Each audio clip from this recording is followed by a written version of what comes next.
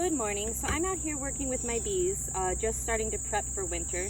And one of the things that I felt to be completely invaluable is quilt box. They're very easy to make if you can't find one to purchase.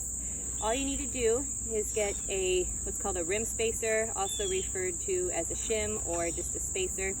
I got this one on Man Lake. You could also build one to fit the size of your hive. And make sure there's about a 1 inch to 3/4 inch hole drilled in the face here, and I just cut some screen and stapled it. What this does is serves as ventilation. So I've been using this in the summertime, right above my inner cover. I use it to ventilate the hive, just as is.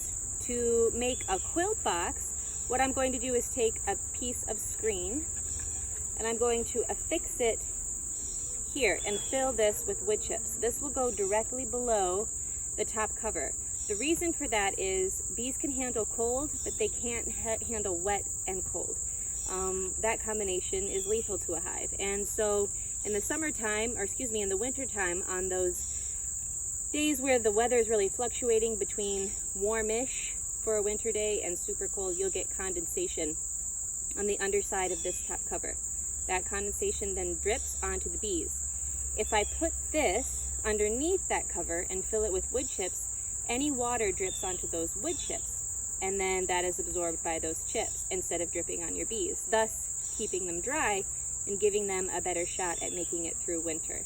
And again, the screen helps with ventilation, which is still important even though it's cold. So I am going to go ahead and make this, and hopefully you'll find that it's pretty simple and it can be a big help to your bees.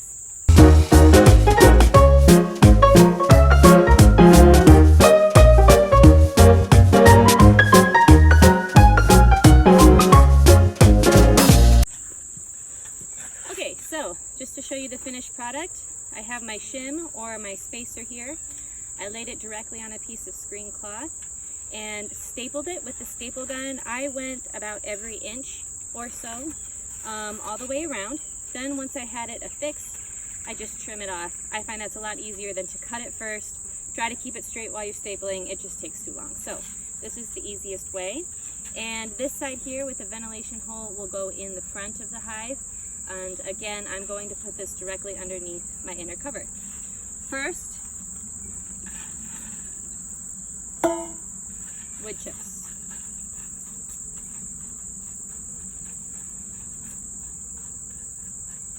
And to ensure that these don't get waterlogged throughout the winter, more days when I open the hive to check the cluster of bees, I will stir these to make sure that they stay dry.